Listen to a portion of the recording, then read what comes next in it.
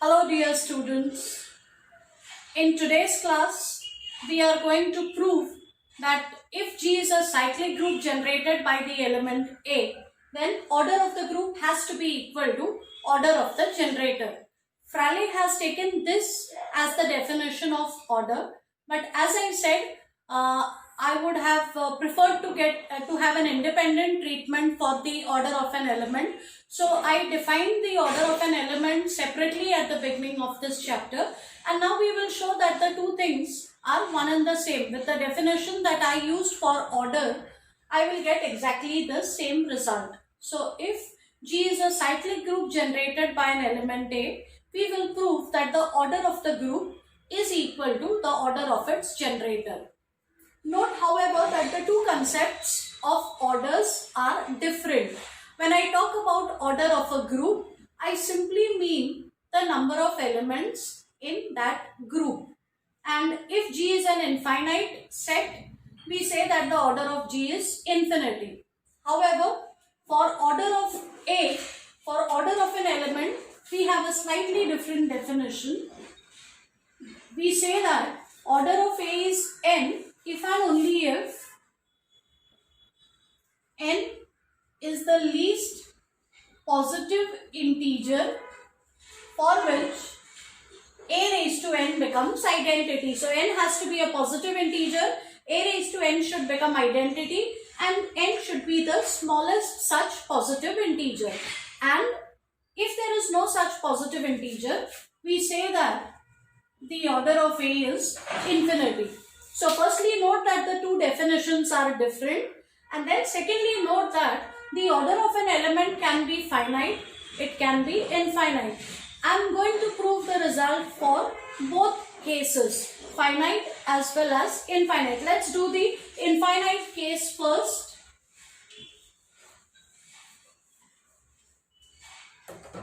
So firstly, even before we make the cases, let us mention that G is a cyclic group generated by the element A.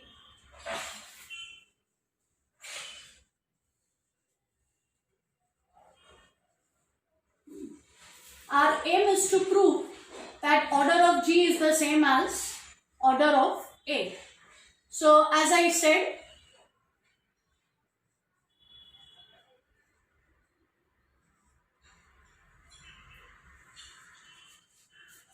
order of A can be either finite or infinite. Let's first look at the case when order of A is infinite. It means that there is no positive integer.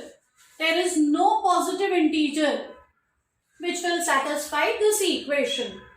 And while we are saying that, it also means that there is no positive integer which will satisfy this equation. For example, suppose minus 5 does satisfy this equation. If minus 5 satisfies this equation, then by taking inverses on both sides, I'll get a raised to 5 equal to e. That means 5 will satisfy this equation, which is not true. So if a positive integer cannot satisfy this equation, surely a negative integer is also not going to satisfy this equation. In other words, this equation will be satisfied if and only if n is equal to 0. Definitely n equal to 0 satisfies this equation, because that's how we have defined a raised to 0, and because there is no positive integer which satisfies this equation and no negative integer which satisfies this equation, this is the only integer. Therefore, this equation will be satisfied if and only if n is equal to 0. Now in this case, we will prove that G also has to be a group of infinite order. So firstly, look at this collection: A square, A cube, and so on. Look at the collection A square, A cube, and so on. Firstly, the element A lies inside G. This element is inside G. Look at A square. By A square, we mean A star A, where star is whatever is the binary operation in that group. Now, if A is inside G, by closure property, A square will lie inside G. Likewise, look at A cube. A cube is A square star A. So A cube also by closure property will belong to G, and by repeated application of the closure property, it will follow that every element in this infinite sequence, belongs to G. But that does not mean that G has infinitely many elements. We are still one step away from that conclusion. Because see, if I have a collection like this, 1, 2, 3, 1, 2, 3, 1, 2, 3, you can go on and on. But ultimately, if you write down the elements of this in a set, because we don't repeat the elements, in this set you will get only 3 elements, 1, 2, 3. So this set will become finite. So just by saying that every element in this infinite collection lies inside G, I cannot conclude that G has infinitely many elements. Because if the elements repeat, then possibly I might end up with a finite set. So what I need to do is to make sure that nothing like this happens over here. There should not be any repetitions here. So suppose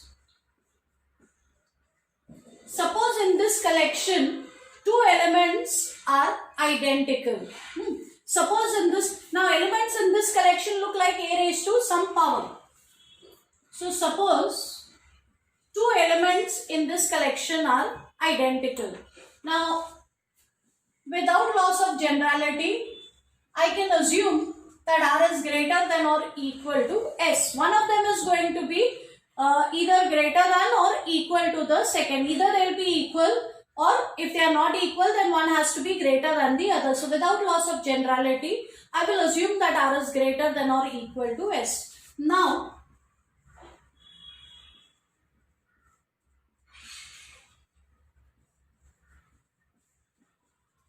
let's multiply both sides by inverse of A raised to S, and let's use laws of indices. So we will get A raised to R minus S. This is element into its inverse, so that is identity. So we get a power of A equal to the identity. But remember what we said at the beginning, because the order of A is infinite, there is no positive or negative integer for that matter which will satisfy this equation. So the only way in which this equation can be satisfied is if and only if that power is equal to 0. So this equation will be satisfied if and only if R minus S is equal to 0. This power has to be equal to 0. So we have proved that A raised to R is equal to A raised to S, means R is the same as S. So A raised to R equal to A raised to S means R and S have to be one and the same. More importantly, look at the contrapositive. The contrapositive says if R is not equal to S, then A raised to R can never be equal to A raised to S. So from the contrapositive, we get if this is not true, then this is not true. So if R and S are different integers, if R and S happen to be different integers, then this element is going to be different from this.